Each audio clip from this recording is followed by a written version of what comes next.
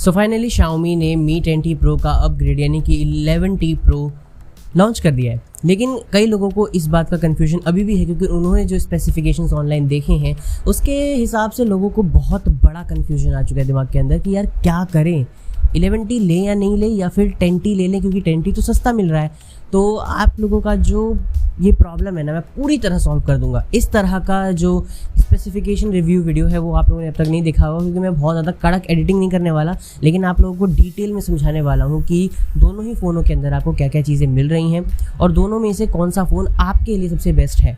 Basically मैं कुछ situations दूंगा, उनके अंदर अगर आप आते हो तो आपको वो फ़ोन स्पेसिफिक फ़ोन लेना चाहिए।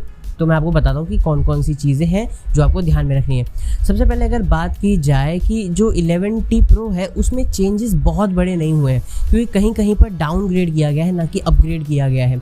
और जो प्राइस है वो 650 यूरोज़ है, यानी कि करीब 56,000 रुपये इंडियन करेंसी में। तो अगर 56,000 रुपये आप पे करने वाले हो और वहीं आपको 37,000 में Mi 10T Pro मिल रहा है, तो बाकी के जो पैसे इतने आप सारे पे करने वाले हो उसमें क्या आपको कुछ ऐसा मिल रहा है जो कि वर्थ करता है उस पैसे को, तो वही मैं आपको समझाने वाला हूँ।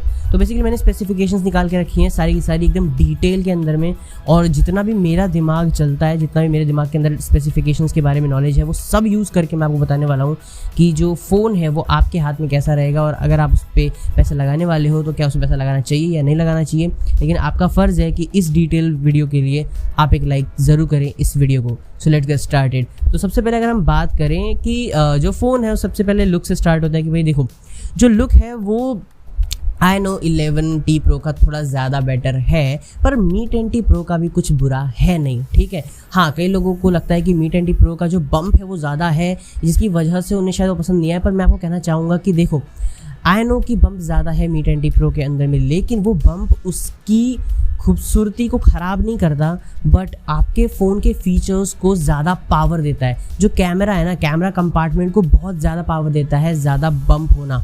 क्यों, इसका भी मैं आपको फ़र्क समझाऊंगा अभी, आप लोगों को एकदम अमेजिंग चीज़ बताने वाला हूं, तो ध्यान से सुनना। तो सबसे पहले बात की जाए कि इसके लुक्स के बारे में, तो ठीक है, दोनों के दोनों अपने जगह पे सही है।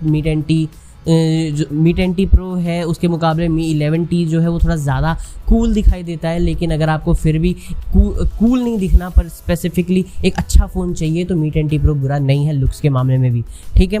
और बात करें अगर इसके जो डायमेंशंस है वो सब देखो, फ़ोन का जो वेट है वो 204 ग्राम है Mi 11T का, ठीक है, Mi 11T Pro का। लेकिन वहीं जो Mi 10T Pro है वो करीब 218 ग्राम्स का होता है। दैट्स वाई जो मेरा पीछे गिम्बल रखा पड़ा है ना, Mi 10T के साथ में ज़्यादा चीज़ें मैं लगा नहीं पाता क्योंकि उतना ही सपोर्ट करता है। तो आई नो थोड़ा ज़्यादा भारी है, लेकिन कितना ही भारी है, सिर्फ 14 ग्राम ज़्यादा भारी है Mi 10T Pro, ठीक है। तो कंसिडर कर सकते हो वेट को अगर देखना है तो वेट के हिसाब से आप कंसिडर कर सकते हो कि आप Mi 10T Pro ले सकते हो, कोई दिक्कत नहीं है। उसके अलावा अगर देखा जाए तो भैया जो इसका ग्लास प्रोटेक्शन है, ठीक है, जो ग्लास डिस्प्ले पे प्रोटेक्शन दिया गया है वो Mi 11T Pro में गोरिल्ला ग्लास विक्टस है, यानी कि गोरिल्ला ग्लास 6 है। वहीं अगर देखा जाए तो Mi 10T Pro के अंदर में गोरिल्ला ग्लास 5 का यूज़ किया जाता है। दोनों ही अच्छे हैं, बस विक्टस काफ़ी ज़्यादा अच्छा है, ठीक है, विक्टस सच में काफ़ी अच्छा है। तो अगर देखा जाए तो आप उसके लिए भी खरीद सकते हो। बाकी दोनों में ही एल्युमिनियम फ्रेम है, तो कोई खास बड़े चेंजेस हुए नहीं है फ्रेम्स के मामले में। एंड जो दूसरा फ़ोन है यानी कि Mi 11T Pro है नया वाला, उसके अंदर आप लोगों को IP53 की रेटिंग मिलती है, और Mi 10T Pro में ऐसी कोई रेटिंग दी नहीं गई है, लेकिन क्योंकि एक महंगा फ़ोन है, एक मिड फ्लैगशिप है, तो फिर उसके अंदर भी आपको आई गेस ये प्रोटेक्शन मिलता है, बस रेटिंग नहीं ली गई है ताकि फ़ोन के कॉस्ट को डाउन किया जा सके। इसके बाद अगर देखा जाए तो जो डिस्प्ले है वो आप लोगों को Mi 11T Pro के अंदर में AMOLED की डॉल्बी विजन डिस्प्ले मिलती है जिसमें 1 बिलियन कलर्स दिखते हैं, यानी कि जो क्वालिटी है डिस्प्ले की वाली है, मज़ेदार है, बहुत ज़्यादा मज़ेदार है। तो अगर डिस्प्ले के लिए अगर आपको फ़ोन लेना है ना तो एकदम मतलब टक्कर है ही नहीं, ठीक है, टक्कर है ही नहीं। डिस्प्ले जो है Mi 10T की, जैसे Mi 11T की, वो बहुत ज़्यादा हाई है, ठीक है।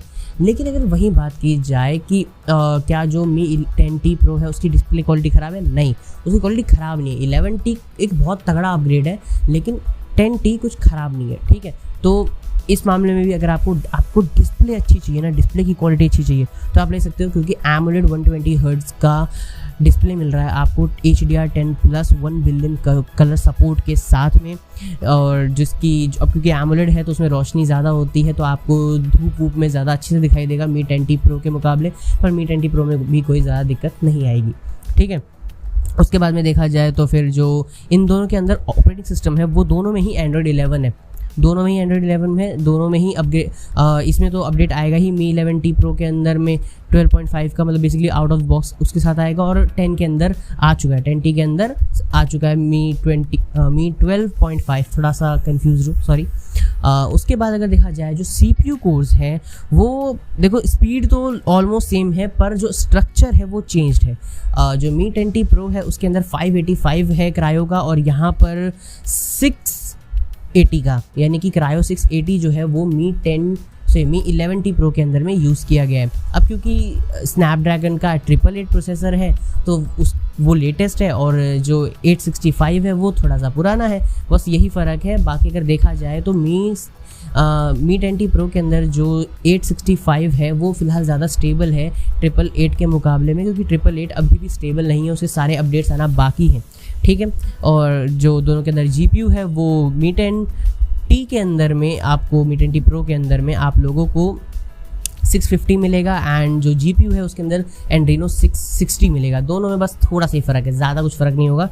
आप अगर नॉर्मल यूज़र हो तो फ़र्क पता नहीं चलेगा। अगर आप कोई क्रिएटर हो या फिर आप कोई हैवी टास्क करते हो मोस्टली अपने फ़ोन्स के ऊपर में, जैसे मैं करता हूँ, तो आपको शायद थोड़ा बहुत फ़र्क पता चल जाएगा।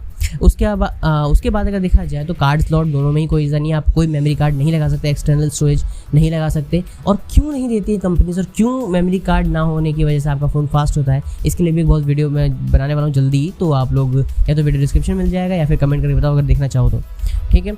तो अगर इंटरनल देखी जाए स्टोरेज के बारे में तो दोनों में ही पहले 8GB 128GB 8GB 256GB मिल रहा था, पर अब आपको 12GB रैम वेरिएंट भी मिलेगा, 12GB 256GB के साथ में, जो कि मी 10T Pro में आपको नहीं मिल रहा है, मी 11T Pro में मिल रहा है। और उसके बाद में अगर आए मेन कैमरा स्पेसिफिकेशंस पर, तो यहाँ पर आते हैं मज़ेदार बात, क्योंकि यहाँ पर आप लोगों को चकरा देने वाले जो स्पेसिफिकेशंस हैं वो मिलते हैं। एक्चुअली यहाँ पर आपको मेन कैमरा जो है वो मिलता है 108 मेगापिक्सल का दोनों में, पर फ़र्क सिर्फ इतना सा है कि जो लेंस है वो ज़्यादा वाइड है, वो ज़्यादा बड़े साइज़ का है मी 10T Pro में। अगर आप कैमरा स्पेसिफिकेशंस के लिए लेना चाहते हो तो आपको मी 10T Pro लेना चाहिए इस मामले में। क्योंकि नहीं, मतलब ऐसा नहीं है कि दोनों में कोई फ़र्क नहीं है, जाहिर सी बात है स्नैपड्रैगन 888 है, थोड़े टाइम में अपडेट के साथ में जो कैमरा है वो और सुधर जाएगा। लेकिन अगर देखा जाए तो अभी के लिए जो कैमरा स्पेसिफिकेशंस कहती हैं वो ये कहती हैं कि जो लेंस है आपके मेन कैमरे का वो ज़्यादा बेटर है मी 10T Pro के अंदर, ना कि मी 11T Pro के अंदर।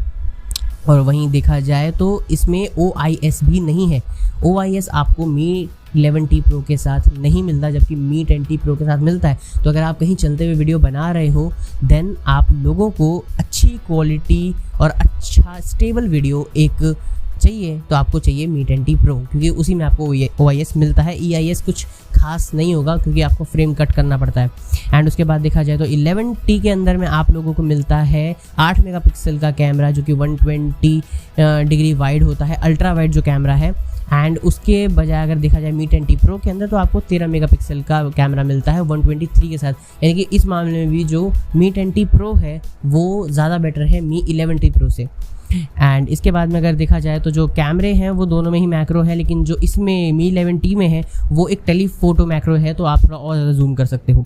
इसके बाद अगर देखा जाए तो बाकी के फीचर्स कुछ खास नहीं है, लेकिन हाँ वीडियो जो है, वीडियो आप मी 11T Pro में ज़्यादा स्लो मोशन रिकॉर्ड कर सकते हो और HDR10 प्लस रिकॉर्ड कर सकते हो। लेकिन वहीं आप लोगों को जो मी 10T Pro है उसमें HDR10 का सपोर्ट, HDR10 प्लस का सपोर्ट नहीं मिलता है। वैसे बहुत जल्द आ जाएगा, मेरे को ऐसा लगता है अपडेट के साथ में। इसके अलावा जो सेल्फी कैम है उसके अंदर आपको 16 मेगापिक्सल की f2.5 कैमरा मिलता है, इसमें भी मी 10T Pro जीत जाता है। बेसिकली सेल्फीज़ जो है उसके लिए मी 10T Pro जीतता है, सीधी सी बात। तो उसके बाद अगर देखा जाए तो जो स्पीकर्स हैं इसके दोनों में ही स्टीरियो साउंड वाले स्पीकर्स लगाए गए हैं। बस जो मी 11T Pro है उसमें हर्मन कार्डन ने ट्यून किया है, एंड जो मी 10T Pro है उसमें 2492 किलोहर्ट्ज़ का ऑडियो आता है। इसमें भी नॉर्मली 80% लोगों को कोई फ़र्क पता नहीं चलेगा। कुछ 20% लोग होंगे जिनको बहुत ज़्यादा घुसना होता है फ़ोन के अंदर में, उन्हीं को समझ में आएगा, बाकी लोगों को कोई दिक्कत नहीं होगी। मी 11T Pro के अंदर में अब जो फ़र्क आती है वो मैं आपको समझाता हूँ कि वाईफाई सब कुछ सेम है, ब्लूटूथ 5.2 है मी 11T Pro के अंदर में और 5.1 है यहाँ पर मी 10T Pro के अंदर। इसके अलावा बाकी सब सेम है। हाँ, GPS में एक मॉड्यूल जो है वो मी 10T Pro में ज़्यादा है, यानी कि मी 10T Pro का जो GPS है वो ज़्यादा बेटर है मी 11T Pro में। बाकी सब कुछ सेम ही है, कुछ अलग नहीं है। एंड इसके बाद देखा जाए तो और कुछ फीचर्स देखे जाएँ तो आपको जो सेंसर्स मिलते हैं वो सारे ज़रूरी सेंसर्स दोनों के अंदर मिलते हैं, बट एक एक्स्ट्रा सेंसर बैरोमीटर स्पीड नापने अपने के लिए, तो वो जो है आपको मी 10T Pro के अंदर मिलता है, यानी कि ये मी 10T Pro के अंदर एक्स्ट्रा है। बैटरी की बात की जाए तो दोनों में ही 5000 mAh की बैटरी दी गई है, जहाँ की जबकि इसके अंदर आपको मी 11T Pro के अंदर में 120 वॉट्स की बैटरी मिलती है, जो कि 72% 10 मिनट के अंदर चार्ज करने का दावा करती है। एंड जो फास्ट चार्जिंग है वही आपको 33 वॉट्स की मी 10T Pro के अंदर मिलती है। और उसके बाद में देखा जाए तो बाकी सब सेम ही दिखा रहे हैं। एंड जो कलर्स हैं, कलर्स छोड़ो, वो सब में कोई खास फ़र्क नहीं पड़ता, वो आप अपने हिसाब से देख लेना, ठीक है। जो प्राइस है यहाँ पे आके जरूर थोड़ा लोचा हो जाता है, क्योंकि 650 यूरोज़ का आपको मी 11T मिलेगा और वहीं पर मी 10T Pro आपको इस वक्त अमेज़ॉन पे 36,999 में मिल जाता है, यानी कि आपको 37,000 रुपये में ये फ़ोन मिल जाता है, ठीक है। एक बात बताऊँ, मैंने 28,000 में ख़रीदा है। जी हाँ, ये वीडियो उसी फ़ोन से बन रहा है, मी 10T Pro से, तो इसीलिए मेरे हाथ में इस वक्त मी 10T Pro नहीं है, क्योंकि मुझे उसका कैमरा क्वालिटी बहुत पसंद आया, तो मैंने सोचा कि वीडियो ही बनाते हैं, बाकी स्पेसिफिकेशन यहाँ देख लेंगे। एंड उसके बाद में देखा जाए तो भैया जो कॉन्ट्रास्ट रेशियो है वो उसमें इन्फिनाइट है, नॉमिनल सा कॉन्ट्रास्ट रेशियो है मी 11T Pro में, मतलब ये आपके काम का नहीं, इसको छोड़ दें, इसको इग्नोर करते हैं। बेसिकली देखा जाए तो जो बैटरी लाइफ है वो मी 11T Pro की 92 आवर्स है और मी 10T Pro की 118 आवर्स है, तो 118 आवर्स यानी कि ज़्यादा है। तो अब यहाँ पे आते हैं हम हमारे कंक्लूजन पे, यानी कि जो कंक्लूजन है वो एक्चुअली है क्या और कौन सा फ़ोन ज़्यादा बेटर है। तो मैं आप लोगों को सिचुएशंस देना चाहता हूँ। अगर आप लोगों का काम ऐसा कुछ है जिसमें आप लोगों को घर के बाहर जाके चीज़ें करनी पड़ती हैं, ठीक है, आप आउटडोर एक्टिविटीज़ ज़्यादा करते हो, आपको गुड लुक्स चाहिए, ठीक है, आपको लेटेस्ट चाहिए सब कुछ एकदम, ठीक है, तो आप लोगों को लेना चाहिए मी 11T Pro, जो कि आपको 56,000 रुपये का मिलेगा। और वहीं पर आप लोगों को अगर मतलब इंडोर मतलब बहुत ज़्यादा आउटडोर नहीं रहते, ऑफिस में बैठ के काम करते, ज़्यादा फील्ड का काम नहीं है, ठीक है। उसके अलावा अगर आपको मतलब एक अच्छी क्वालिटी का स्मार्टफोन चाहिए, अच्छा सा मतलब दिखने में भी अच्छा हो, काम भी अच्छा करे, ठीक है, कैमरा क्वालिटी से ज़्यादा फ़र्क पड़ता है आप लोगों को, तो इन सब मामलों में आपको मी 10T Pro लेना चाहिए। और सबसे बड़ी बात कि आप लोगों को ज़्यादा कुछ फ़र्क पता नहीं चलेगा अगर आपके हाथ में मी 11T होगा और मी 10T होगा, तो मतलब दोनों ही के प्रो जो वर्जन है वो, बस फ़र्क सिर्फ ये होगा कि इसमें स्नैपड्रैगन 888 है, इसमें 865 है, और कुछ खास आपको फ़र्क पता नहीं चलने वाला है। तो ये जो भी 56,000 रुपये का फ़ोन है, हो सकता है कि भाई टैक्सेस लगने के बाद में थोड़ा बहुत और महंगा हो जाए, ठीक है, या फिर अगर हो सके तो कंपनी अपना थोड़ा प्रॉफिट कम करे, 56,000 में ही बेचे, लेकिन फिर भी जो मी 10T Pro है उसके ऊपर आपको 56,000 रुपये का जो मी 11T Pro है वो काफ़ी ज़्यादा महंगा है, ठीक है, वो थोड़ा सा ओवर प्राइस्ड मुझे लगता है। तो अगर आप लोगों का जो बजट है वो मी 10T Pro तक ही जा रहा है, पर आप सोचते हो कि यार मैं थोड़ा पैसे लेकर ये वो करके बजट को थोड़ा अप करता हूँ, पुश करता हूँ अपने बजट को और फिर मी 11T Pro लेता हूँ, तो मत करो। इस वक्त सबकी बजी पड़ी है, तो फालतू के पैसे खर्च करने से अच्छा है कि मी 10T Pro लो, जो मैं यूज़ कर रहा हूँ, क्योंकि मैंने इसको पूरा टेस्ट कर लिया, ये बहुत मस्त है। यूट्यूबर्स आपको दिखाते हैं 56 लाख मतलब 5,60,000 कुछ ऐसे दिखाते हैं स्कोर्स, ठीक है। मैंने टेस्ट किया है इस फ़ोन को, जब मैंने इस फ़ोन को रूट नहीं किया था, ये 6 लाख का स्कोर पार गया, 6,50,000 कुछ का स्कोर पार कर चुका है।